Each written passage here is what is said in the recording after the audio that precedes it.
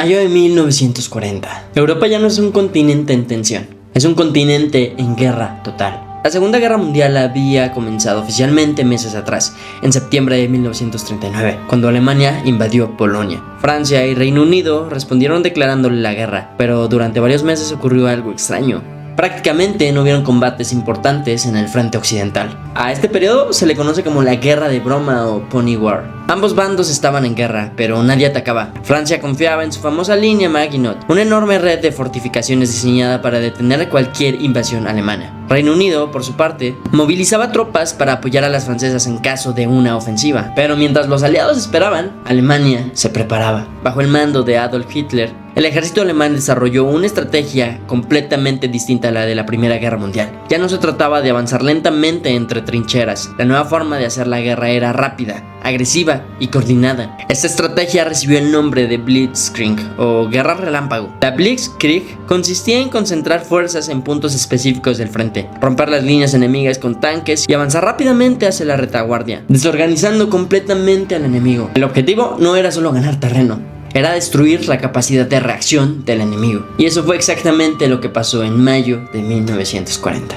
El 10 de mayo, Alemania lanzó su ofensiva contra Europa Occidental. Atacó simultáneamente a Bélgica, Países Bajos y Luxemburgo. Esto no sorprendió del todo a los aliados, porque esperaban un movimiento similar al de la Primera Guerra Mundial. De hecho, el plan aliado, conocido como el Plan Dyle, consistía en avanzar hacia Bélgica para frenar a los alemanes ahí. Los aliados hicieron exactamente lo que Alemania esperaba que hicieran. Mientras las fuerzas británicas y francesas avanzaban hacia Bélgica, creyeron que ahí estaba el frente principal. Alemania ejecutó sus verdaderas jugadas. El ataque decisivo no vino de donde todos esperaban, vino por donde nadie lo vio. Las Ardenas. Las Ardenas era una región boscosa, montañosa y difícil de atravesar. Las estrategias francesas consideraban que era prácticamente imposible que un ejército mecanizado con tanques y vehículos pesados pudiera cruzar por ahí en grandes números. Era, en teoría, una barrera natural, pero Alemania apostó todo por romper esa lógica. Divisiones enteras de tanques avanzaron por las anderas, atravesaron caminos estrechos, puentes improvisados y terrenos complicados. Fue una maniobra arriesgada, pero funcionó. En cuestión de días, los alemanes lograron cruzar las Ardenas y romper con la barrera francesa. Una vez que lo hicieron, avanzaron rápidamente hacia el oeste, en dirección al Canal de la Mancha. Este movimiento tenía un objetivo claro: cortar la comunicación entre las fuerzas aliadas que estaban en Bélgica y el resto de Francia. Y lo lograron. El ejército británico, conocido como la Fuerza Expedicionaria Británica, junto con varias unidades francesas, quedó completamente aislado en el norte, sin suministros adecuados, sin refuerzos, sin una ruta clara de retirada. Era una trampa. Mientras tanto, los Países Bajos cayeron rápidamente y Bélgica comenzó a colapsar bajo la presencia alemana. Los aliados empezaron a retroceder cada vez más. Pero no era una retirada organizada, era una retirada bajo presión constante, con bombardeos, ataques sorpresa y una sensación creciente de desesperación. Cada kilómetro que retrocedían los acercaba más al mar y más lejos de cualquier escape terrestre. Aquí es donde empieza a aparecer Dunkerque. Dunkerque era un puerto importantísimo en el norte de Francia, muy cerca de la frontera con Bélgica. En condiciones normales era un punto estratégico para comercio y logística, pero en ese momento se convirtió en el último punto posible de evacuación, porque más allá de Dunkerque solo estaba el mar. A medida que los alemanes avanzaban, miles de soldados aliados comenzaron a concentrarse en esta zona, no porque fuera el plan original, sino porque era el único lugar al que podían llegar. La situación se había convertido crítica. El ejército alemán no solo avanzaba por tierra, también dominaba el aire. Luftwaffe, la fuerza aérea alemana, bombardeaba constantemente carreteras, columnas de soldados y cualquier intento de reorganización. Los aliados no solo estaban siendo rodeados, estaban siendo desmantelados en el proceso, y aún así seguían retrocediendo. En este punto es importante entender algo. La retirada hacia Dunkerque no fue una decisión planeada desde el inicio, fue una consecuencia del colapso del frente.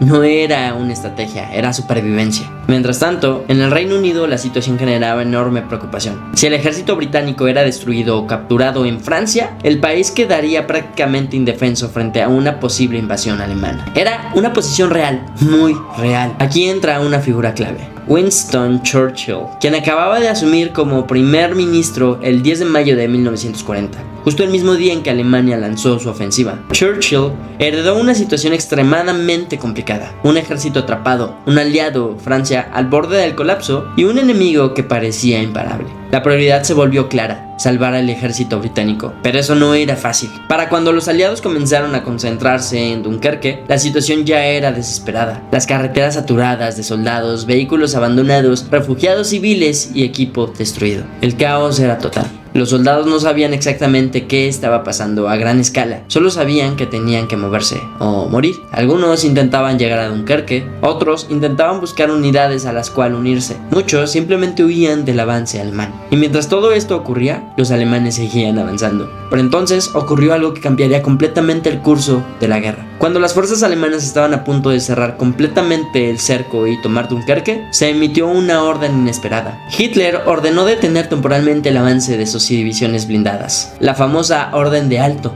Esta decisión ha sido objeto de debate durante décadas. Algunos historiadores creen que Hitler quería preservar sus tanques para futuros combates. Otros dicen que confiaba en que la Luftwaffe podría encargarse de destruir a los aliados atrapados. También hay teorías que sugieren que el terreno pantanoso alrededor de Dunkerque no era ideal para los tanques. Sea cual sea la razón, el resultado fue clave. Ese pequeño retraso le dio a los aliados una oportunidad.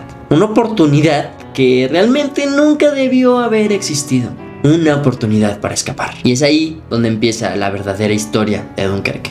No como una batalla tradicional, sino como una de las evacuaciones más grandes y dramáticas de la historia militar. Porque en ese momento la pregunta ya no era si podían ganar. La pregunta era cuántos hombres se podían salvar antes de que fuera demasiado tarde. Cuando quedó claro que no había forma de romper el cerco alemán por tierra, la única opción que le quedaba a los aliados era el mar. No se trataba de ganar una batalla, se trataba de sobrevivir lo suficiente para seguir luchando otro día. Fue entonces cuando el mando británico tomó una decisión crítica: iniciar una evacuación masiva desde Dunkerque. El nombre clave de esta operación fue Operación Dínamo. El 26 de mayo de 1940 comenzó oficialmente, y desde ese momento cada minuto se convirtió en una carrera contra el tiempo, porque mientras los aliados intentaban evacuar, el ejército alemán seguía avanzando. Y no solo eso, la Luftwaffe dominaba el cielo, los bombardeos eran constantes y el peligro inminente. Para entender la magnitud del problema hay que imaginar Dunkerque. Miles, decenas de miles, luego cientos de miles de soldados comenzaron a llegar a las playas. No habían suficientes barcos, no había suficiente organización y no había suficiente tiempo. Solo había filas interminables de hombres esperando una oportunidad para subir a un barco, cualquier barco. La playa de Dunkerque, amplia y abierta, se convirtió en una especie de sala de espera gigante, pero bajo fuego enemigo. Los soldados formaban filas ordenadas, tratando de mantener la disciplina. Aunque todo alrededor indicaba caos, sabían que si rompían el orden,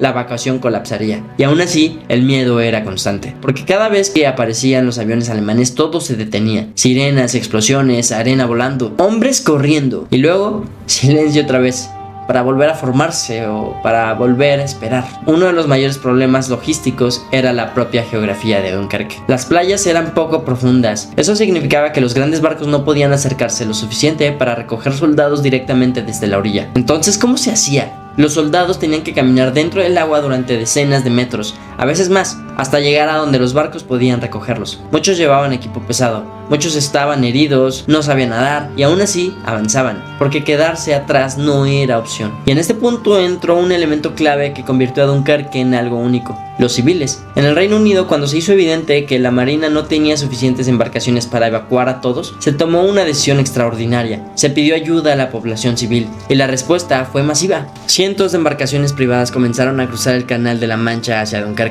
Barcos de pesca, yates, remolcaderos, pequeñas lanchas. Muchos de ellos no estaban diseñados para guerra, ni siquiera estaban preparados para navegar en estas condiciones, pero aún así fueron, porque sabían que del otro lado habían miles de soldados esperando. La evacuación de Dunkerque no fue solo una operación militar, fue un esfuerzo colectivo. Mientras tanto, en el aire, la situación era igual de intensa. La Royal Air Force, la Fuerza Aérea Británica, tenía la misión de proteger la evacuación. Pero había un problema. Muchos de los combates ocurrían lejos de la vista de los soldados de la playa. Eso generó una percepción entre las tropas de que estaban siendo abandonadas. Pero en realidad, los pilotos estaban combatiendo constantemente las fuerzas enemigas. Aviones británicos interceptaban bombardeos alemanes antes de que llegaran a Dunkerque. Derribaban casas enemigas, defendían el espacio aéreo y lo hacían con recursos limitados, con combustible justo y con pocas oportunidades de fallar. pilotos volando hasta el límite de su autonomía, calculando cada minuto de combustible, sabiendo que si se quedaban sin él, caerían en territorio enemigo. En el mar, la situación tampoco era sencilla. El Canal de la Mancha se convirtió en una zona de guerra. Habían submarinos alemanes, habían minas, habían ataques aéreos constantes. Cada barco que cruzaba estaba en riesgo. Muchos fueron hundidos, otros lograron llegar, recoger soldados y regresar, y luego volver a hacerlo, una y otra vez. Mientras todo esto ocurría en tierra, los soldados franceses jugaban un papel crucial, porque alguien tenía que contener el avance alemán, alguien tenía que ganar tiempo, y ese alguien, en gran medida, fueron unidades francesas que se quedaron defendiendo el perímetro alrededor de Dunkerque. Mientras miles escapaban, otros se quedaban a luchar, aún sabiendo que probablemente serían evacuados. Sabían que eran un sacrificio, pero probablemente sin ellos, la evacuación no hubiera resultado conveniente. Aunque aún así la evacuación no fue completamente limpia, fue un caos, imperfecta, lleno de errores, pero al final terminó resultando bien. Cada día miles de soldados lograban salir, cada noche la operación continuaba, porque la oscuridad ofrecía cierta protección contra los ataques aéreos. Las noches eran momentos clave para evacuar más hombres, pero también eran peligrosas. Navegar de noche con minas y submarinos no era seguro, aún así se hacía, porque el tiempo se estaba acabando. Uno de los elementos más importantes de Dunkerque fue la disciplina de los soldados. A pesar del miedo, del caos, a pesar de los bombardeos, muchos mantuvieron la formación y el orden. Esperaban su turno, ayudaban a los heridos y seguían instrucciones, porque entendían que el orden era la única forma de que todos tuvieran la oportunidad. A medida de que pasaban los días, el número de evacuados comenzó a superar las expectativas iniciales. El plan original era rescatar a unos 45,000 hombres, pero ese número fue superado rápidamente y la operación continuó. Día tras día, barco tras barco, hombre tras hombre, pero el peligro no desaparecía. De hecho, en algún momento aumentaban. Los alemanes intensificaban los ataques, intentaban destruir los barcos, intentaban colapsar las evacuaciones. Saben que si lograban atrapar a ese ejército, la guerra podría terminar antes de lo esperado, porque eliminar al ejército británico en Francia habría dejado al Reino Unido en una posición extremadamente vulnerable, y aún así la evacuación seguía, contra todo pronóstico y toda lógica. Aquí es donde Dunkerque empieza a convertirse más que en algo militar, en un símbolo. Porque lo que estaba ocurriendo no era solo una retirada, era una demostración de resistencia, de coordinación y determinación. Para los soldados en la playa, cada barco que aparecía en el horizonte representaba esperanza, de sobrevivir, de volver a casa, de seguir luchando. Y aunque muchos no lo lograron, muchos sí, pero la operación no había terminado. Y lo más difícil todavía estaba por venir, porque aunque miles ya habían sido evacuados, cientos de miles aún seguían atrapados y el cerco alemán seguía cerrándose.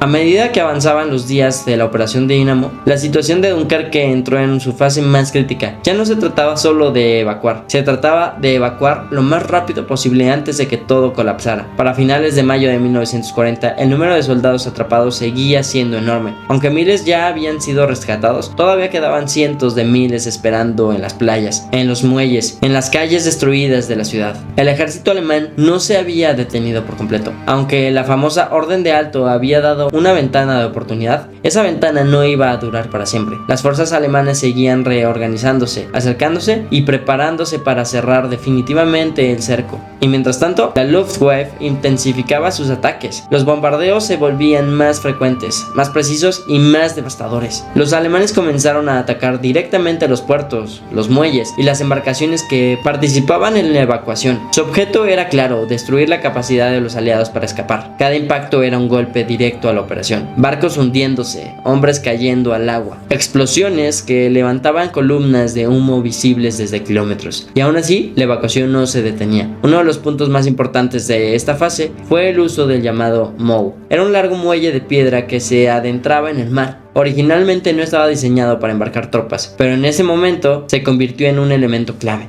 A diferencia de las playas, el MOU permitía que barcos más grandes se acercaran a la orilla. Esto cambió completamente la dinámica de la evacuación. Miles de soldados comenzaron a ser embarcados desde ahí, filas largas, ordenadas, avanzando lentamente hacia los barcos. Era uno de los pocos puertos donde la evacuación podía hacerse de una forma relativamente rápida, pero también era un objetivo perfecto. La Luftwaffe lo atacaba constantemente porque sabía que si destruía el MOU, la evacuación se volvería mucho más lenta. En este punto, la presión psicológica sobre los soldados era extrema. Habían pasado días y días bajo bombardeos constantes, visto morir a compañeros, sobrevivido por pura pura suerte, y ellos seguían ahí, esperando sin saber si lo iban a lograr. Se podían ver a soldados intentando subir a barcos desesperadamente, escondiéndose dentro de cascos de embarcaciones abandonadas, tratando de evitar ser detectados, porque cuando el tiempo se acaba, la disciplina empieza a romperse. Aunque muchos soldados mantenían el orden, también hubo momentos de caos absoluto, intentos desesperados de subir a algún barco,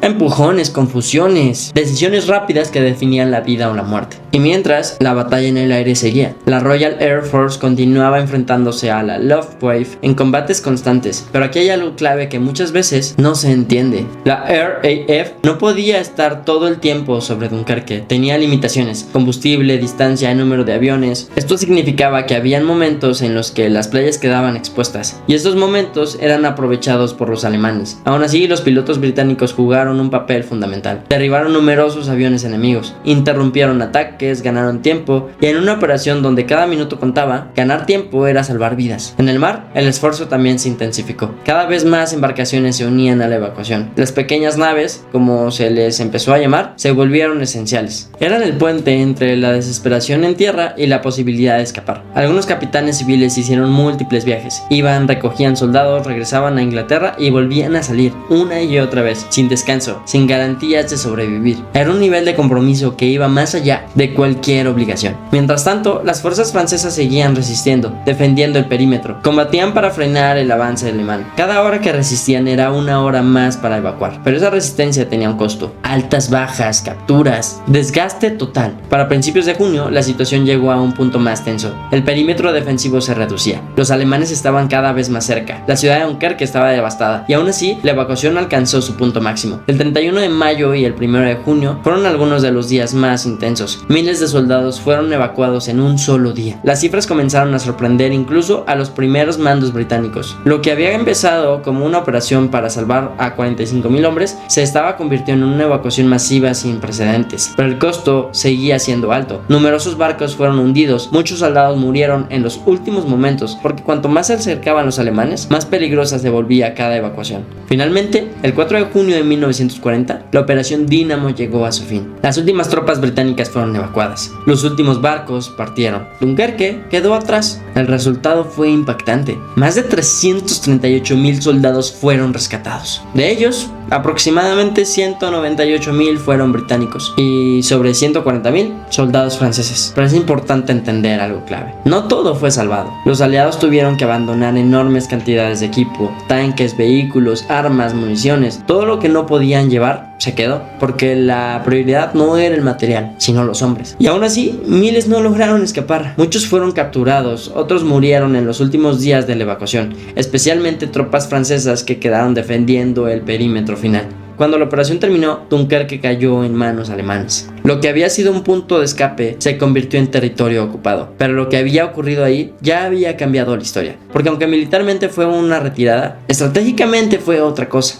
El ejército británico había sobrevivido, y eso significaba que la guerra no había terminado. Para Alemania, Dunkerque fue una oportunidad perdida, porque estuvieron a punto de destruir completamente a las fuerzas británicas en Europa, y no lo lograron. Para el Reino Unido fue algo completamente distinto. Fue un alivio, fue un respiro, fue una segunda oportunidad, y esa segunda oportunidad definiría todo lo que vendría después. El 4 de junio de 1940, cuando los últimos barcos abandonaron Dunkerque, la operación había terminado. La evacuación más grande de la historia moderna hasta ese momento había concluido, pero la guerra apenas estaba entrando en una de sus fases más oscuras, porque mientras Reino Unido había rescatado a más de 338,000 hombres, Francia estaba colapsando. La caída de Dunkerque dejó un vacío en el norte de Francia. Las fuerzas que habían logrado escapar ya no estaban ahí para seguir combatiendo, y las tropas francesas que se habían quedado resistiendo, muchas de ellas fueron eliminadas o capturadas. Alemania retomó su ofensiva con toda su fuerza. En cuestión de semanas, el ejército alemán avanzó hacia el interior de Francia sin encontrar una resistencia organizada suficiente.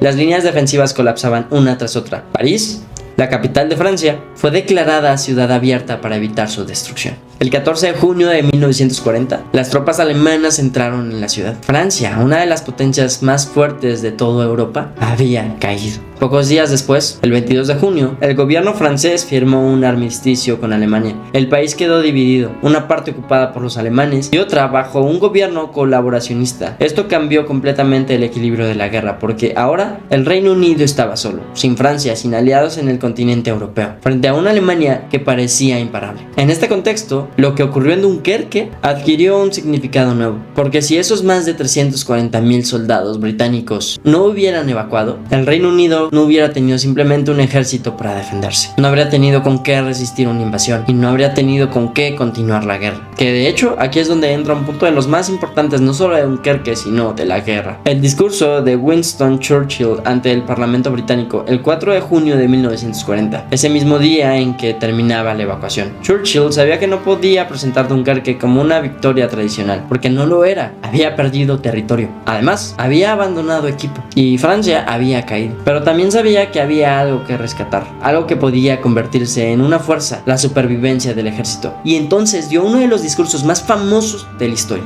En él dejó claro que, aunque la situación era crítica, el Reino Unido no se rendiría. Lucharemos en las playas, lucharemos en los campos, lucharemos en las calles, nunca nos rendiremos. Ese mensaje fue clave porque transformó lo que podía haber sido visto como una derrota en un símbolo de resistencia. Dunkerque empezó a ser conocido como el milagro de Dunkerque, no porque fuera algo sobrenatural, sino porque, dadas las circunstancias, no se esperaba que fuera posible evacuar a tantas personas. Pero más allá del impacto emocional, Dunkerque tuvo consecuencias estratégicas muy claras. Primero, permitió que el Reino Unido siguiera en la guerra. Segundo, permitió reorganizar y reconstruir al ejército británico. Y tercero, dio tiempo para prepararse ante una posible invasión alemana. Que de hecho, esa invasión no era una idea lejana, era un plan real. Alemania comenzó a preparar la llamada Operación León Marino, cuyo objetivo era invadir el Reino Unido. Pero antes de poder hacerlo, necesitaba controlar el aire. Y eso llevó directamente a otro de los grandes eventos de la guerra, la Batalla de Inglaterra. La Batalla de Inglaterra fue un enfrentamiento aéreo entre la Royal Air Force y la Luftwaffe alemana. Y aquí es donde Dunkerque vuelve a tener relevancia, porque muchos de los soldados evacuados en Dunkerque más adelante participarían en la defensa del país. Sin Dunkerque, esa defensa habría sido mucho más débil. Además, Dunkerque tuvo un impacto en la percepción internacional. Demostró que el Reino Unido no se rendiría fácilmente, que estaba dispuesto a resistir, que tenía la capacidad de organizarse incluso en situaciones extremas. Esto fue importante, especialmente para países como Estados Unidos, que aún no entraban oficialmente en la guerra. También cambió la narrativa interna dentro del Reino Unido. La evacuación no se presentó como una retirada desesperada, se presentó como una hazaña, como una muestra de unidad nacional, donde militares y civiles trabajaron juntos, donde cada barco contaba, cada vida salvada importaba. Pero es importante no romantizar completamente esta hazaña, porque Dunkerque también fue un escenario de errores gigantescos, errores estratégicos, cálculos y mala preparación. Los aliados fueron superados completamente por la Blitzkrieg alemana, sorprendidos, rodeados, obligados a retirarse. Dunkerque no fue un plan, fue la solución a un desastre. Y aún así, dentro de ese desastre, lograron algo extraordinario. Y otro aspecto importante fue el papel de Francia. Aunque muchas veces se centra la narrativa en el rescate británico, decenas de miles de soldados franceses también fueron evacuados. Y, más importante aún, muchos otros se quedaron luchando para hacer posible esa evacuación. Su sacrificio fue fundamental. Sin esa resistencia, el cerco se habría cerrado mucho antes. La sensación de estar atrapado, la espera, el miedo constante, la incertidumbre. Porque al final, Dunkerque no es solo la historia de una hazaña militar. Es una historia humana, de soldados que no sabían si iban a vivir o morir, de civiles que decidieron arriesgar todo para ayudar, de decisiones tomadas bajo presión extrema. De hecho, es una historia de supervivencia. Cuando se analiza la Segunda Guerra Mundial en su conjunto, hay batallas que destacan por su escala, por sus victorias, por sus derrotas. Pero Dunkerque destaca por algo distinto, porque no fue una victoria en el campo de batalla, fue una victoria contra el tiempo, contra el caos, contra la desesperación. Fue el momento en el que una derrota pudo haberse convertido en el final de la guerra.